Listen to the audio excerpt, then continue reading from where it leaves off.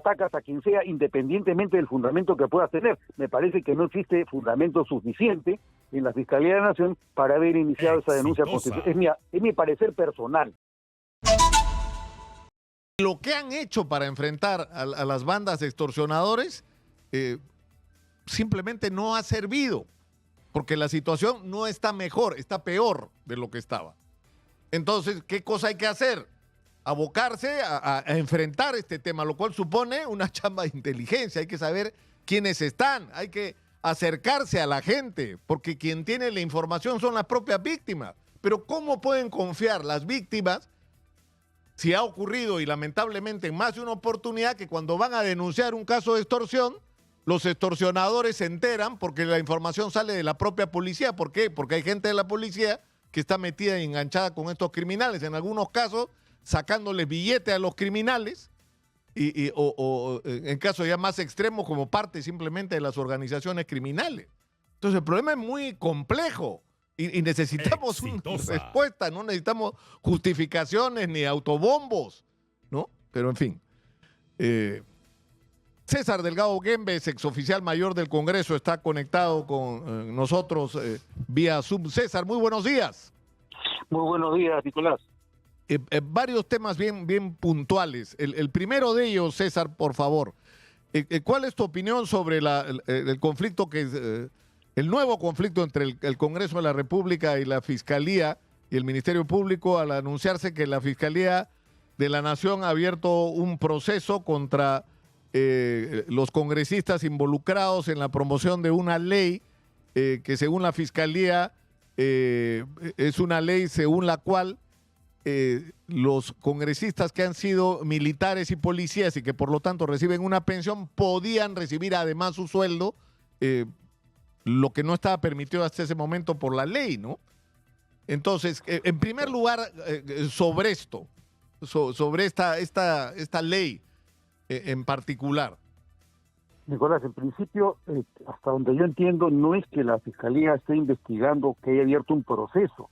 Lo que ha hecho es presentar una denuncia constitucional señalando que se trata de la comisión de un delito contra la Administración de Justicia por corrupción de funcionarios, que es el delito de negociación incompatible, que consiste en que se aproveche un funcionario público del cargo que tiene para el beneficio de su interés privado. Ese es el supuesto en el que se pone el Ministerio Público a la Fiscalía de la Nación.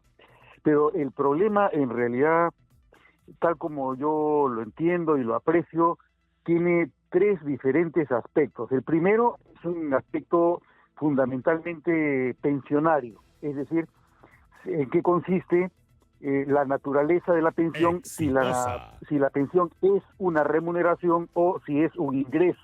Y esto es relevante desde el punto de vista constitucional. ¿Por qué? Porque el artículo 40 de la Constitución sobre la carrera administrativa señala expresamente que ningún funcionario o servidor público puede desempeñar más de un empleo o cargo público remunerado, dice la Constitución, con excepción de uno más por función docente. Lo que señala la Constitución no es que se prohíba el tener dos ingresos diferentes, sino dos remuneraciones diferentes. Y esta distinción es importante, ¿por qué? Porque las pensiones no son una remuneración, las pensiones son un ingreso. ¿Qué ocurrió?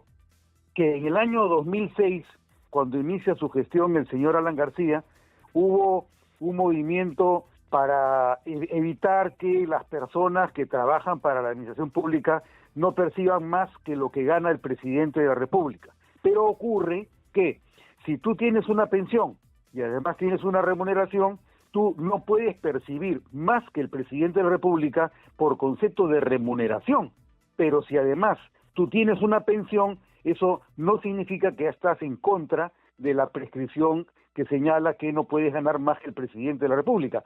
Las pensiones no son una remuneración porque en esencia se trata de un ingreso de carácter privado porque todos los años te van descontando y ese no es un ingreso que tenga que ver con el presupuesto público, es un ingreso que tiene que ver con la capacidad de ahorro que tú tienes para poder sobrevivir una vez que tú te hayas jubilado. Ese es en esencia el tema, pero el año 2006 también se aprueba un decreto de urgencia con el que el Ministerio de Economía y Finanzas asimila como una prohibición el que tú tengas pensión y además remuneración. Ese problema ha llegado al Tribunal Constitucional y el Tribunal Constitucional advirtió que se estaba regulando de manera dispar dos casos diferentes.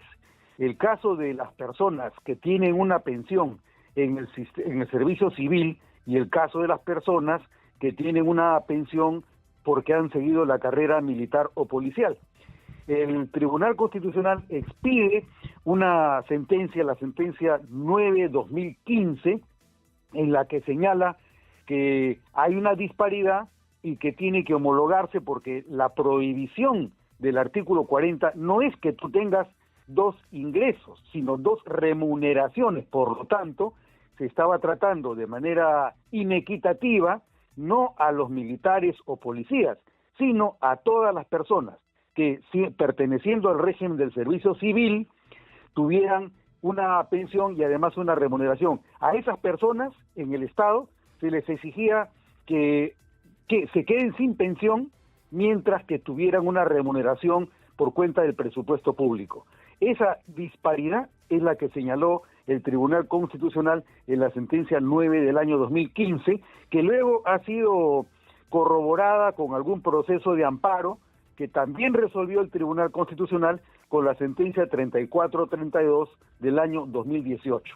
Entonces nos encontramos ante un supuesto, a mi juicio, equivocado, cuando el Ministerio Público señala que se está cometiendo una infracción contra el derecho penal y por lo tanto hay un supuesto de negociación incompatible. Pero te decía, Nicolás, el problema es un problema complejo, por eso es que me perdonará si es que me explayo un poco, para poder comprender la diversidad de aspectos que comprende el asunto. Te decía que hay un problema pensionario, pero también ahora hay un problema constitucional, porque el Ministerio Público le imputa falta y delito durante el ejercicio de la función a diversos congresistas, algunos de los cuales han sido jefes del Comando Conjunto de las Fuerzas Armadas, comandante general de la Marina, ha sido comandante general del Ejército, jefe del batallón de Chavín de Huántar, etcétera, etcétera. Entonces, se trata de un caso en el que la inviolabilidad de votos y opiniones de los congresistas no está siendo reconocida. ¿Aló? Sí, te escucho, pero la pregunta que tenía era esta, es decir, tú dices, es decir, hay una discusión acá sobre la legitimidad, digamos, el derecho, ¿no? Es decir, el derecho a percibir, aparte de la pensión, una remuneración por el trabajo que desempeñes para el Estado. Pero lo que entiendo está cuestionando el Ministerio Público es que tú participes, votes y promuevas una ley donde tú te vas a ver favorecido. Que eso es algo que no puedes hacer. ¿O sí? Mira, hay un problema adicional. Yo te decía que tiene tres aspectos este asunto. Uno, de carácter pensionario. Otro, de carácter constitucional. Y empezaba diciéndote que hay un problema que tiene que ver con una prerrogativa que tienen los congresistas, que es la inviolabilidad de votos y opiniones, por un lado, y por otro lado, la facultad que puede tener un congresista de la autorrepresentación. Por ejemplo, si tú eres un congresista que pertenece a una comunidad campesina, una comunidad indígena, tú no podrías presentar ni auspiciar un proyecto de ley que favorezca a las comunidades campesinas o nativas. Si tú perteneces a la circunscripción de Arequipa, de Puno, de Lambayeque o de cualquier otro departamento del Perú, no podrías presentar ningún proyecto que favorezca a la región a la cual tú perteneces. Ese es el problema. Yo recuerdo mucho a la señora Marta Hildebrand, cuando ella decía, a mí me han elegido para que yo represente a la nación y al pueblo. Si a mí me dicen que yo no puedo votar por un tema en el que yo de alguna forma tengo algún tipo de interés, quiere decir entonces que yo no puedo ejercer la facultad que tengo como representante. A mí nadie me puede negar eso, decía ella. Y en realidad es parte del problema, salvo que se trate pues de cuestiones ya de otro tipo que no se pueden meter en el mismo costal, como por ejemplo si tú presentas proyectos como el que se mencionó hace algún tiempo respecto al señor Alejandro Soto, se le imputaba al señor Soto haber presentado un proyecto que lo beneficiaba en materia penal. Entonces, pero el señor Soto, en ese caso, no había sido quien presentó el proyecto y tampoco había participado en la elaboración del dictamen. Ese fue un tema en el que él tenía la obligación de votar si quería. El problema adicionalmente, Nicolás, y este es el tercer aspecto, es el de la ética parlamentaria, donde el Código de Ética Parlamentaria les exige a los congresistas que cuando existiera algún tipo de interés que los pudiera beneficiar, todo lo que tienen que hacer es declararlo. No les impide que voten, que opinen sobre la materia. Ellos deben cumplir con la función por la cual han sido elegidos, y eso es el ejercicio regular de un derecho.